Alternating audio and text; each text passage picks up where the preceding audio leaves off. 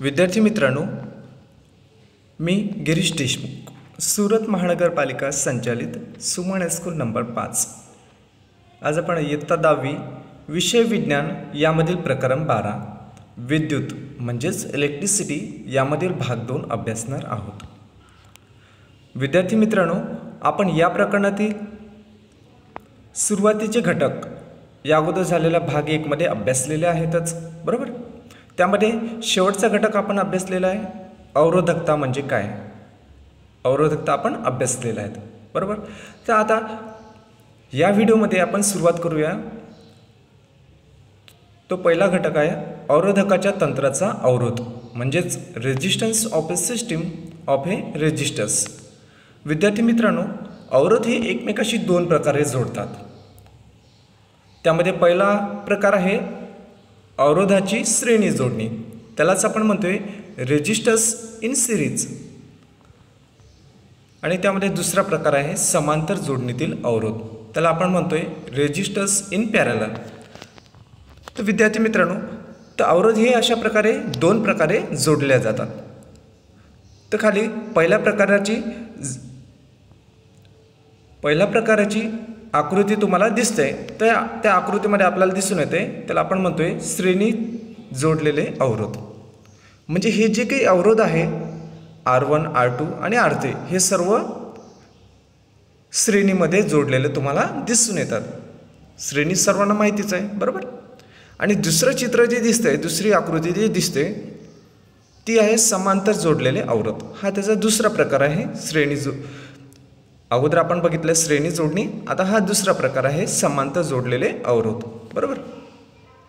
आता यामध्ये तुम्हाला अवरोध दिसतंय, हे एकाखाली एक जोडलेले तुम्हाला दिसून येतात, तर त्याला आपण समांतर जोडणी असं म्हणतोय। म्हणजे येथे अवरोधांची ही समांतर जोडणी झालेली आहे।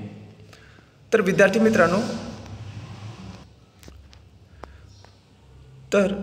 मित्रांनो, आता आपण पहिला प्रकार अभ्यासूया, अवरोधाची श्रेणी जोडणी म्हणजे रेजिस्टर्स इन सिरीज।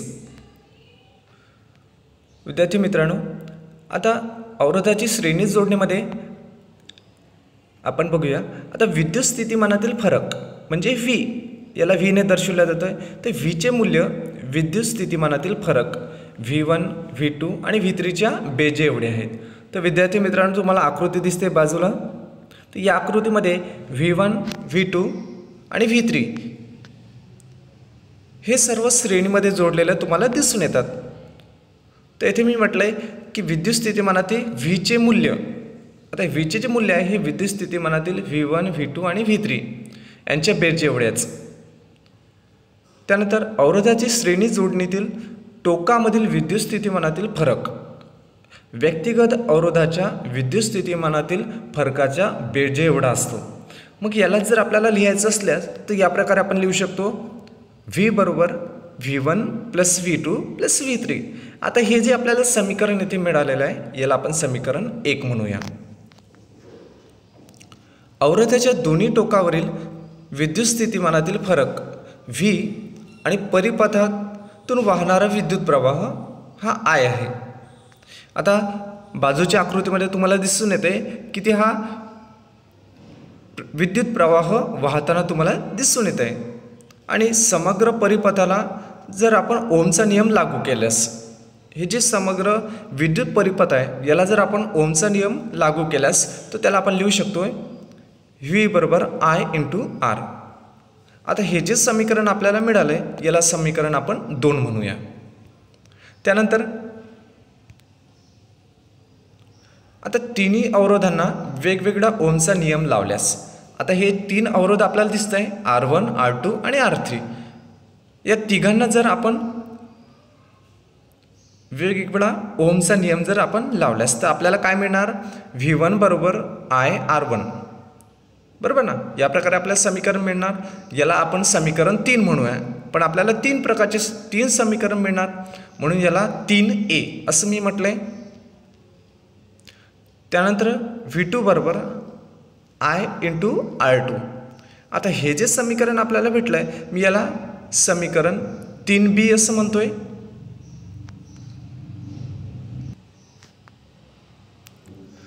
त्यानंतर V3 बरोबर I इंटू R3, बरोबर ना. काय म्हटलं मी, V3 बरोबर I इंटू R3. आता हे जे समीकरण मी लिहिलं आहे याला मी समीकरण 3C असं म्हणतो आहे. तशा प्रकारे समीकरण 3A, 3B आणि 3C असे वेगवेगळे 3 समीकरण आपल्याला मिळालेलं आहे. कारण आपण येथे काय केलं आहे, अवरोधांना वेगवेगळा ओमचा नियम आपण येथे लावलेला आहे. त्यामुळे आपल्याला 3 समीकरण मिळाले. तर विद्यार्थी मित्रांनो, समीकरण 1 वरून, आता समीकरण 1 तुम्हाला माहितीच आहे, बरोबर ना. मग समीकरण 1 वरून आपण येथे लिहू शकतो I इंटू R बरोबर I R1 plus I R2 plus I R3. कारण समीकरण 3 आपलं काय, समीकरण 1 काय आहे आपलं, V बरोबर V1 plus V2 plus V3, बरोबर ना. आणि ते बरोबर काय V आहे. म्हणून यांच्याऐवजी मी काय लिहिलं आहे, IR बरोबर, बरोबर ना. समीकरण 1 आणि 2 जर आपण बघितलं त्यावरून आपण लिहू शकतोय IR बरोबर IR1 plus IR2 plus IR3. तर विद्यार्थी मित्रांनो, आता या समीकरणामध्ये आपल्याला काय दिसतंय, I हा प्रत्येकांमध्ये कॉमन आपल्याला दिसून येतोय, सामान्य दिसून येतोय, बरोबर ना. म्हणून नंतरच्या स्टेपमध्ये आपण लिहूया IR बरोबर, आता या तिघांमधून मी I हा कॉमन काढतोय, म्हणजे I कंसामध्ये लिहितोय R1 plus R2 plus R3. अशा प्रकारे मी लिहू शकतो इथे, बरोबर ना. तर आता बघा, डाव्या आणि उजव्या बाजूला दोघं बाजूला तुम्हाला I हा कॉमन दिसतोय, बरोबर, I दिसतोय. तर दोघंही I येथे कॅन्सल होणार. किंवा तुम्हाला वाटलं तर दुसऱ्या पद्धतीने तुम्ही याला सोडवू शकता. म्हणजे आता इथे तुम्हाला I इथे कॉमन काढलेला आहे, जर डाव्या बाजूला घेऊन गेलेस गुणिले असेल तर इकडे भागीला जाणार, म्हणजे दोघंही कॅन्सल होणार. किंवा तुम्ही इथे डायरेक्टली सुद्धा कॅन्सल करू शकता, बरोबर ना. तर मी इथे डायरेक्टली कॅन्सल केलं आहे बघा. IR बरोबर I कंसामध्ये R1 plus R2 plus R3. मग येथे दोघं बाजूचे I कॅन्सल होणार, म्हणजेच राहिलं काय R बरोबर R1 plus R2 plus R3. पण हा R म्हणजेच अवरोध हा कशामध्ये जोडलेला आहे, सिरीजमध्ये जोडलेला आहे, श्रेणीमध्ये जोडला आहे. म्हणून मी त्याला येथे काय लिहिलं आहे, RS बरोबर R1 plus R2 plus R3. तर अशा प्रकारे आपल्याला श्रेणी जोडलेले अवरोधाचं समीकरण येथे मिळालेलं आहे आणि ते आहे RS बरोबर R1 plus R2 plus R3. हे आपल्याला इथे मिळालेलं आहे. म्हणूनच जेव्हा अनेक अवरोधांना श्रेणीत जोडण्यात येते तेव्हा एकूण अवरोध RS, एकूण अवरोध काय घेतला मी ते RS. व्यक्तिगत अवरोध, मग व्यक्तिगत अवरोध कुठले, R1 प्लस R2 आणि R3 च्या बेजे एवढे असते. तसेच हा एकूण अवरोध कोणत्याही व्यक्तिगत अवरोधापेक्षा मोठा असतो.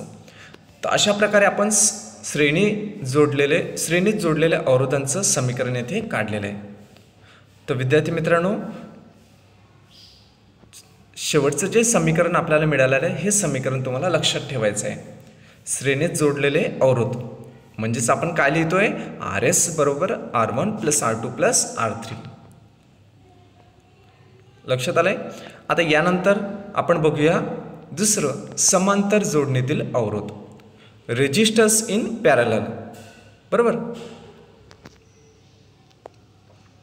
विद्यार्थी मित्रांनो बघा, आता इथे काय म्हणतोय आपण, समांतर जोडणीतील अवरोध. एकूण विद्युत प्रवाह I हा जोडणीच्या प्रत्येक शाखेतून वाहणाऱ्या वेगवेगळ्या विद्युत प्रवाहाच्या बेजे एवढा आहे. आता तुम्हाला बाजूला एक आकृती दिसते, यामध्ये काय म्हटलं मी, समांतर जोडलेले अवरोधची ही एक आकृती आहे, बरोबर. आता यामध्ये आपण काय म्हणतोय का, यामध्ये वाहणारा विद्युत प्रवाह हा एकूण विद्युत प्रवाह हा जोडणीच्या प्रत्येक शाखेतून वाहणाऱ्या वेगवेगळ्या विद्युत प्रवाहाच्या बेजे एवढा आहे.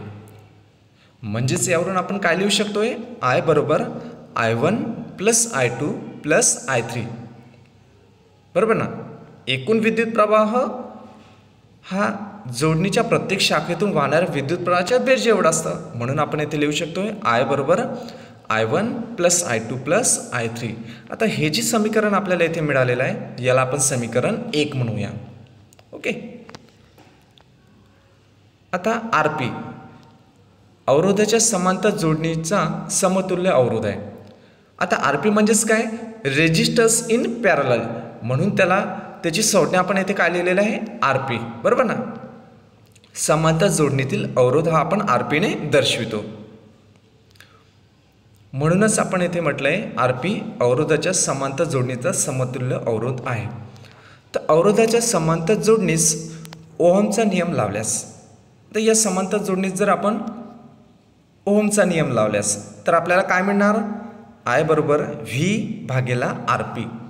आता हे जे समीकरण आपल्याला येथे मिळालेलं आहे याला आपण समीकरण 2 म्हणूया. इथपर्यंत लक्षात आलंय. ओके. आता प्रत्येक अवरोधात ओमचा नियम लावल्यास, आता हा जो काही प्रत्येक अवरोध तुम्हाला इथे दिसून येतोय बघा, तुम्ही शेजारच्या आकृतीमध्ये, बाजूच्या आकृतीमध्ये तुम्हाला दिसून येत आहे अवरोध R1, R2 आणि R3 हे समांतर जोडलेले आहेत. या प्रत्येकाला जर आपण ओहमचा नियम लावल्यास, प्रत्येकाला वेगवेगळा ओहमचा नियम जर लावल्यास आपल्याला काय मिळणार, I1 बरोबर V भागेला R1. बरोबर. I1 बरोबर V भागेला R1, I2 बरोबर V भागेला R2,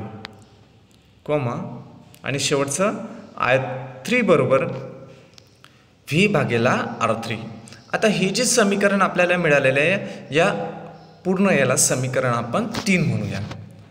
तर विद्यार्थी मित्रांनो, आपण पहिलं समीकरण येथे अभ्यासलं आहे ते आहे, पहिलं समीकरण येथे बघितलं आहे आय बरोबर I1 plus I2 plus I3, याला समीकरण 1 म्हटले. त्यानंतर दुसरं समीकरण बघितलं आपण आय बरोबर V भागेला RP, याला समीकरण आपण 2 म्हटले.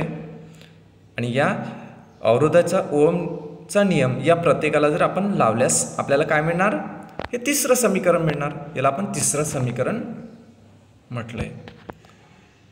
आता बघा विद्यार्थी मित्रांनो, समीकरण 1, 2 आणि 3 वरून आपण येथे लिहू शकतोय V भागेला RP बरोबर. तर विद्यार्थी मित्रांनो, आपण इथे काय लिहिलं आहे, V भागेला RP बरोबर बरोबर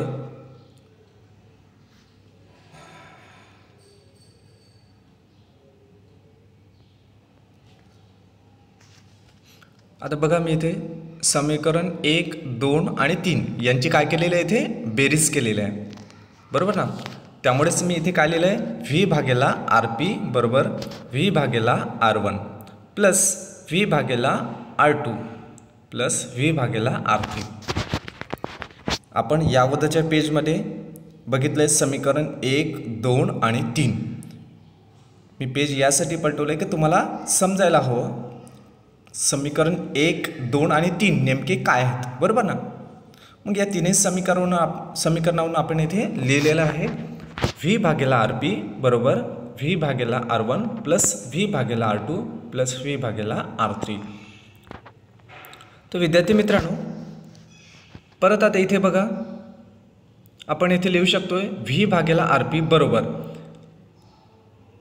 आता उजव्या बाजूच्या समीकरणामध्ये आपल्याला इथे काय V हा प्रत्येकामध्ये कॉमन दिसतोय. मग आता याला आपण लिहू शकतोय V बाहेर जर काढल्यास, कॉमन काढल्यास, तर ब्रॅकेटमध्ये काय लिहितो आपण 1 भागेला R1 प्लस A भागेला R2 प्लस 1 भागेला R3 आणि ब्रॅकेट पूर्ण.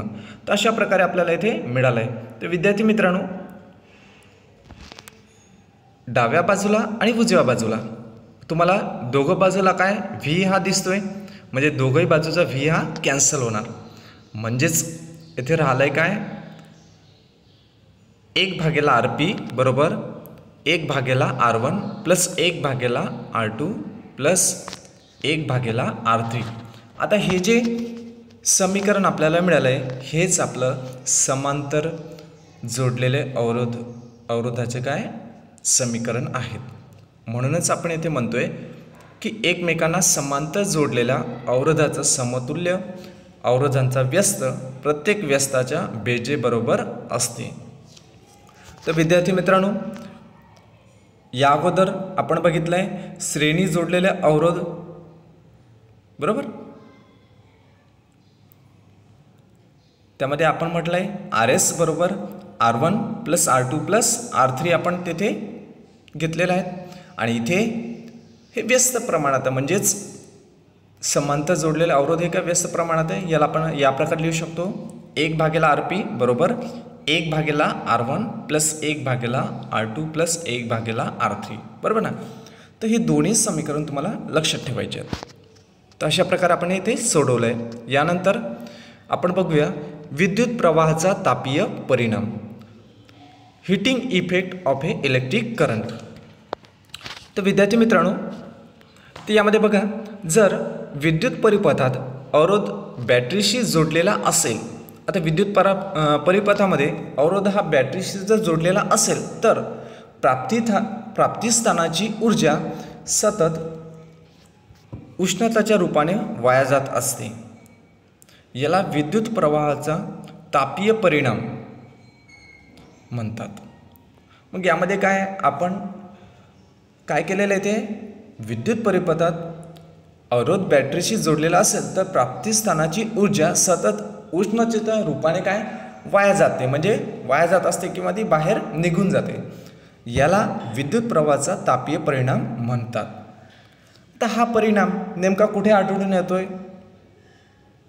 ती यासाठी काही उदाहरण घेतले. हा परिणाम विद्युत हीटर, विद्युत इस्त्रीमध्ये होतो, म्हणजे या प्रकारच्या उपकरणामध्ये तुम्हाला हे दिसून येत आहे बरोबर ना.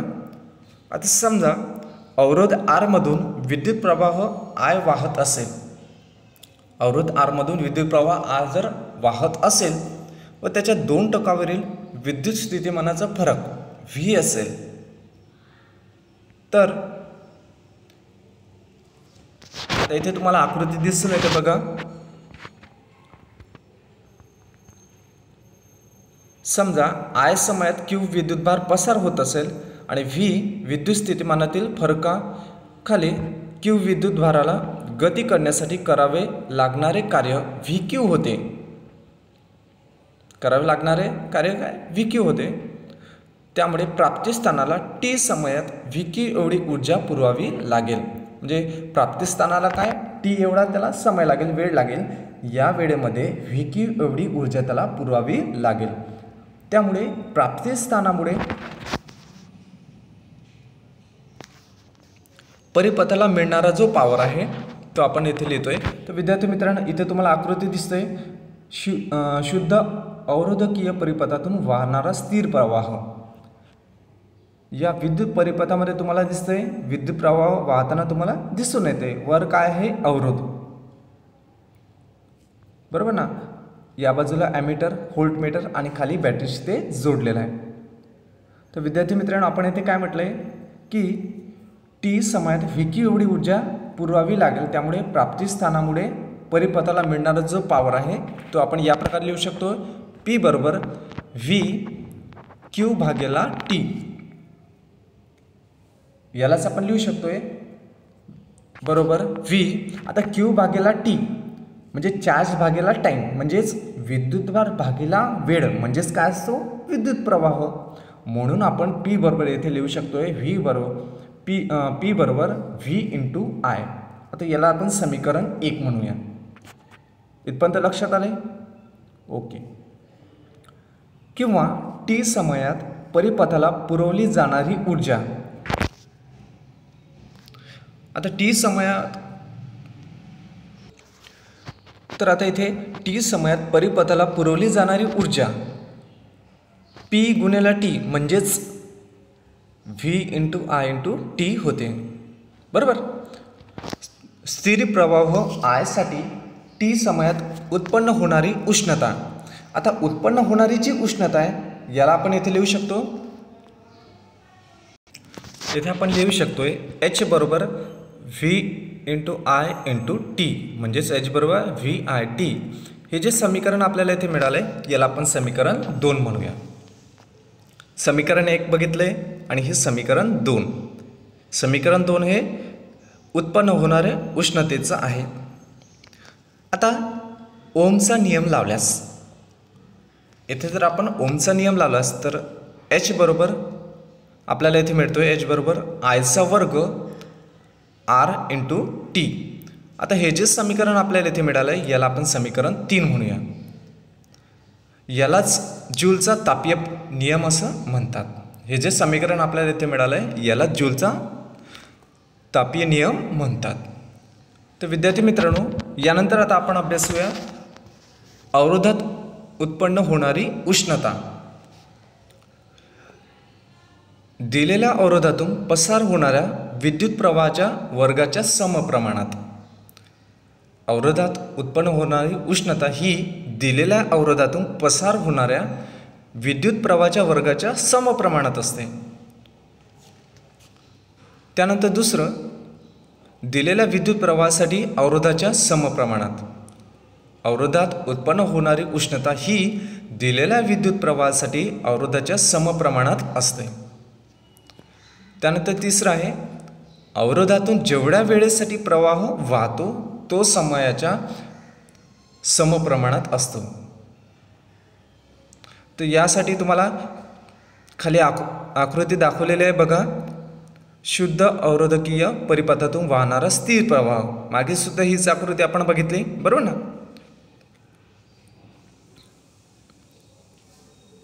आता या आकृतीमध्ये तुम्हाला दिसतंय बघा. या आकृतीचं जर आपण निरीक्षण केलं तर यामध्ये काय दिसून येते, खालच्या बाजूला तुम्हाला बॅटरी दिसून येते. बॅटरीच्या बाजूला कड जोडलेली आहे, ती बंद प्रकारची कड आहे. आणि ते कडमधून काय इथे विद्युत प्रवाह हा पसार होताना दिसून येते. हे दोन बिंदू इथे जोडलेले आहेत, एक्स आणि वाय. यांच्यामध्ये अवरोध आपण लिहिला आहे आर आणि खालच्या बाजूला व्होल्टमीटर त्याला जोडलेला आहे, बरोबर ना. आता या दोन टोकामधून विद्युत प्रवाह हा पसार होतोय आणि तो पुढे कुठे येतो, ॲमीटरमध्ये. त्याला सुद्धा धन आणि ऋण वीजभार असणारच आणि त्यांच्यामध्ये होणारा विद्युत प्रवाह हा वाहत जातो बॅटरीशी. तर अशा प्रकारे ही विद्युत परिपथ आपण इथे घेतलेला आहे. तर ही जी आकृती आहे ही आहे शुद्ध अवरोधकीय परिपथातून वाहणारा स्थिर प्रवाह. तर विद्यार्थी मित्रांनो, अवरोधात उत्पन्न होणारी उष्णता,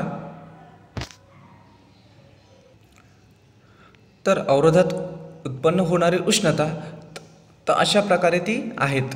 तर आता यांचेच आपल्याला पुढे समीकरण बघायचे आहेत, बरोबर ना. त्यानंतर आता विद्युत प्रवाहाच्या तापीय परिणामांचा व्यावहारिक उपयोग. Practical application of heating effect of electric current. तर विद्यार्थी मित्रांनो, विद्युत प्रवाहाच्या तापीय परिणामाचे उपयुक्त उदाहरण आपल्याला इथे दिलेले आहेत, बरोबर ना. तर त्यामध्ये पहिला आहे विद्युत इस्त्री, नंतर आहे विद्युत ओव्हन, नंतर विद्युत किटली आणि विद्युत टोस्टर इत्यादी. अशा प्रकारे तुम्हाला हे उपकरणे दिलेले आहेत. तर या सर्वांची मी खाली चित्र दाखवलेले आहे बघा. पहिलं आपण येथे घेतलं आहे विद्युत इस्त्री. पहिलं चित्र तुम्हाला दिसून येते, ती आहे विद्युत इस्त्री. त्यानंतर दुसरं आहे विद्युत ओव्हन. प्रत्येकाला मी नावे दिलेले आहेत. दुसरं चित्र जे आहे हे विद्युत ओव्हनचं आहे, बरोबर. त्यानंतर तिसरं चित्र आहे विद्युत किटली. तर अशा प्रकारे ही विद्युत किटली तुम्हाला इथे दिसून येते. आणि शेवटचं चित्र जे आहे, चौथं चित्र, ते आहे विद्युत टोस्टर. तर अशा प्रकारचे जे उपकरण आहे हे सर्व विद्युत प्रवाहाच्या तापीय परिणामाचे उपयुक्त उदाहरण हे आहेत.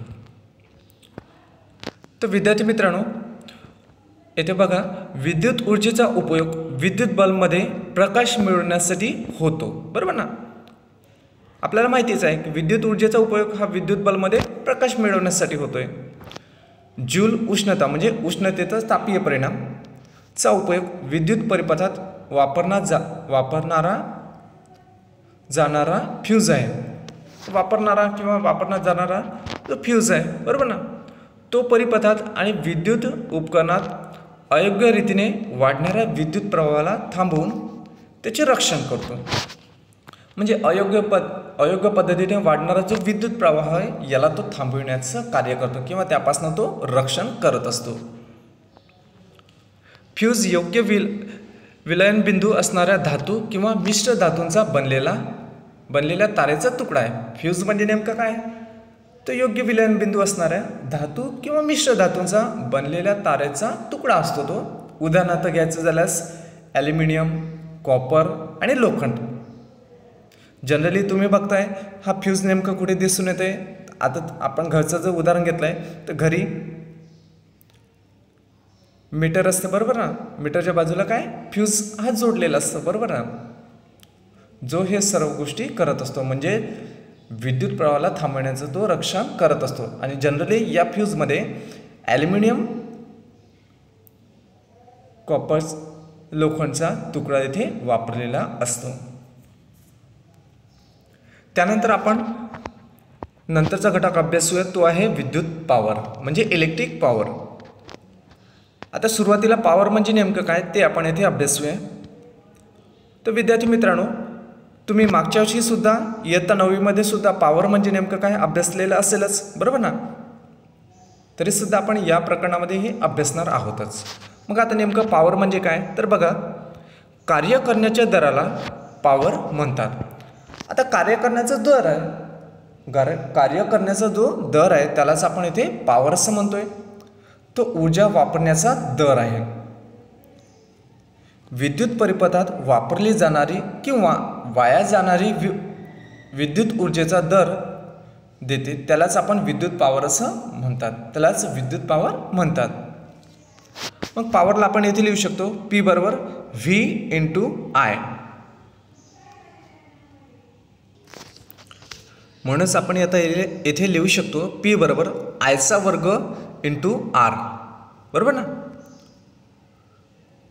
बरोबर. परत याला लिहू शकतोय V² भागेला R म्हणजे P बरोबर V² भागेला R. बाजूला तुम्हाला चित्र दिसतंय, विद्युत परिपथ यामध्ये बल्ब दिसतोय, बाजूला बॅटरी, हे वायरच्या सहाय्याने इथे जोडलेले आहे. यानंतर बघा आता पॉवर जे आहे ही SI एकक, पॉवरचं SI एकक काय वॅट आहे. त्याला W ने आपण येथे दर्शवितो. 1 व्होल्टच्या विद्युत स्थितिमानाचा फरक असलेल्या उपकरणात 1 अँपिअर विद्युत प्रवाह वाहत असेल तर त्या उपकरणाने वापरलेली पॉवर 1 वॅट आहे. म्हणूनच आपण येथे लिहू शकतोय 1 वॅट बरोबर 1 व्होल्ट गुणेला 1 अँपिअर. आता 1 व्होल्ट गुणेला 1 अँपिअर मग यालाच आपण लिहू शकतो बरोबर 1 वॅट बरोबर 1 VA म्हणजेच काय VA म्हणजेच काय 1 व्होल्ट अँपिअर. म्हणूनच आपल्याला इथे सूत्र काय मिळालं आहे 1 वॅट = 1 व्होल्ट अँपिअर. इथपर्यंत लक्षात आलं आहे ओके. आता यांचं एकक जर आपण बघितलंय तर वॅट हे काय खूपच लहान एकक आहे. पॉवरचं वॅट हे काय खूपच लहान एकक आहे. त्यामुळे व्यवहारात आपण खूप मोठा एकक म्हणून किलोवॅट हे वापरत असतो बरोबर. तर आता नेमकं किलोवॅट म्हणजे किती तर 1 किलोवॅट म्हणजे 1000 वॅट होतं. तर विद्युत ऊर्जा ही पॉवर आणि वेळ याचा गुणाकार आहे. विद्युत ऊर्जा ही नेमकी काय आहे तर पॉवर आणि वेळ यांचा तो गुणाकार आहे. त्यामुळे विद्युत ऊर्जेचा एकक वॅट आवर हा सुद्धा आहे. त्यामुळे विद्युत ऊर्जेचा एकक वॅट आवर आहे. जेव्हा एक वॅट पॉवर 1 तास वापरला, समजा काय म्हटलं आपण इथे जेव्हा 1 वॅट पॉवर 1 तास वापरला तर वापरलेल्या ऊर्जेला 1 वॅट आवर असं म्हणतात. इथे लक्षात आलंय बघा परत सांगतोय, जेव्हा 1 वॅट पॉवर हा 1 तास जर आपण इथे वापरलाय तर वापरलेल्या ऊर्जेला 1 वॅट आवर असं म्हणतात. आता विद्युत ऊर्जेचा व्यापारिक म्हणजेच औद्योगिक एकक किलोवॅट आवर आहे. विद्युत ऊर्जेचा व्यापारिक म्हणजे औद्योगिक एकक काय हा किलोवॅट आवर आहे आणि त्याला सामान्यपणे 1 युनिट असं म्हणतात बरोबर ना. 1 किलोवॅट आवर त्याला आपण लिहू शकतो इथे kWh. मग आता नेमकं 1 kWh म्हणजे नेमकं किती तर ते सुद्धा आपण इथे बघूया. 1 kWh बरोबर 1000 वॅट गुणेला आवर म्हणजेच काय 60 गुणेला 60 आपल्याला माहिती आहे 1 तास म्हणजे काय 60 मिनिट. परत त्या 60 मिनिटाचे सेकंदामध्ये जर रूपांतर केलं तर काय होणार 60 गुणिले 60 म्हणजे 3600 सेकंद. म्हणून आपण येथे लिहिलं आहे 1 किलोवॅट आवर बरोबर 1000 वॅट गुणिले 3600 सेकंद बरोबर. परत याला आपण लिहू शकतोय 3.6 गुणिले 10⁻6 वॅट सेकंद. आता हे कशा प्रकारे लिहिलं आहे बघा. आता आपण येथे लिहू शकतोय आता 1000 वॅट म्हणजे किती 10⁻3 येथे लिहू शकतोय बरोबर ना. आणि 3600 म्हणजेच काय तर त्यालाच मी इथे लिहिलं आहे 3.6 गुणिले 10⁻3 असं मी इथे लिहू शकतोय बरोबर. मग 3.6 गुणिले 10⁻3 आणि परत 1000 म्हणजेच काय 10⁻3 म्हणजे किती होणार 10⁻6. म्हणूनच मी इथे लिहिलं आहे बरोबर 3.6 गुणिले 10⁻6 वॅट सेकंद बरोबर. तर यानंतरच्या स्टेप्समध्ये बघा बरोबर. आता 3.6 गुणिले 10⁻6 आता वॅट सेकंद म्हणजेच काय असतो जूल बरोबर ना. म्हणून 1 किलोवॅट आवर बरोबर 3.6 गुणिले 10⁻6 जूल एवढं हे होतं. आणि यालाच आपण 1 युनिट असं म्हणतोय. आता जनरली तुम्ही 1 युनिट हा शब्द किंवा युनिट हा शब्द कुठे ऐकला असेल तर तो म्हणजे तुमच्या विद्युत बिलामध्ये ऐकलेला असेल बरोबर ना. कारण तुम्हाला जे विद्युत बिलामध्ये जे बिल येतं आहे बरोबर त्याला आपण इलेक्ट्रिक बिल असं म्हणतोय. तर त्यामध्ये तुम्हाला जे दिलेलं आहे ते हे कशामध्ये येतात युनिटमध्ये येत असतात. जे बिल जे येतं हे युनिटमध्ये बरोबर ना. म्हणूनच मग आता तुम्हाला लक्षात ठेवायचं आहे 1 किलोवॅट आवर म्हणजे किती तर 1 किलोवॅट आवर बरोबर 3.6 गुणिले 10⁻6 जूल एवढं हे ते होते. तर इथपर्यंत आपण आता पॉवर अभ्यासलं आहे लक्षात आलं आहे. मग पॉवरची व्याख्या त्याचं सूत्र आणि परत पॉवरचं युनिट आणि हे सुद्धा आपण बघितलं आहे 1 किलोवॅट आवर म्हणजे किती 3.6 गुणिले 10⁻6 जूल. यानंतर आता आपण उदाहरण अभ्यासूया. उदाहरण बघूया. उदाहरण पहिलं. एका विद्युत बल्बला 220 व्होल्टच्या जनरेटरशी जोडले आहे. विद्युत प्रवाह 0.5 अँपिअर आहे. तर बल्बचा पॉवर किती आहे. तर विद्यार्थी मित्रांनो सुरुवातीला आपल्याला इथे बघायचं आहे उदाहरणामध्ये नेमकं काय आपल्याला दिलेलं आहे बरोबर ना.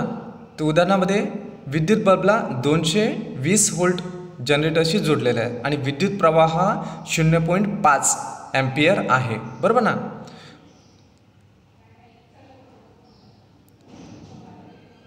व्ही किती दिलं आहे पी बरोबर व्ही इंटू आय. आता इथे आपण सूत्र वापरायचं आहे पॉवरचं ते आहे पी बरोबर व्ही इंटू आय. आत्ताच आपण बघितलं आहे अभ्यासलं आहे बरोबर ना.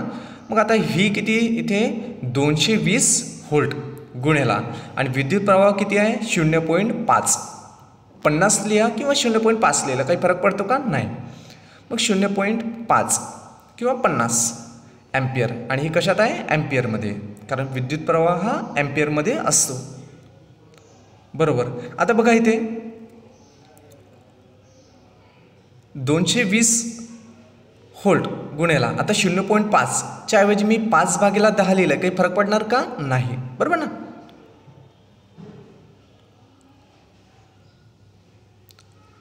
मग 5/10 आता इथे हा 0 छेदात असणारा 10चा 1 0 आणि 220 मध्ये अंशामध्ये असणारा 220 यामधला 1 0 कॅन्सल होणार म्हणजेच वर काय आले 22 गुणिले 5 आणि 22 गुणिले 5 म्हणजे किती आलंय यांचा गुणाकार 110 आणि व्होल्ट इंटू अँपिअर म्हणजेच काय असेल व्होल्ट इंटू अँपिअर म्हणजेच काय असतो जूल पर सेकंद. याला आपण येथे लिहू शकतोय म्हणूनच काय आलं बरोबर पी बरोबर 110 जूल पर सेकंद आणि जूल पर सेकंद म्हणजेच काय असतो वॅट असतो. म्हणून आपल्याला इथे पी बरोबर 110 वॅट म्हणून आपण इथे म्हणू शकतोय. तर विद्यार्थी मित्रांनो उदाहरण पहिलं परत बघूया एकदा आपण काय सांगताय. एका विद्युत बल्बला 220च्या जनरेटरशी जोडलेले आहेत तर विद्युत प्रवाह 0.50 अँपिअर आहे तर बल्बचा पॉवर किती बरोबर ना. परत यासाठी बघूया, कारण हे उदाहरण खूप महत्त्वाचं आहे. कारण P बरोबर पॉवर हा काय, पॉवरचं सूत्र आपण इथे अभ्यासलेलं आहे V इंटू आय. मग V किती दिलं आहे आपल्याला इथे.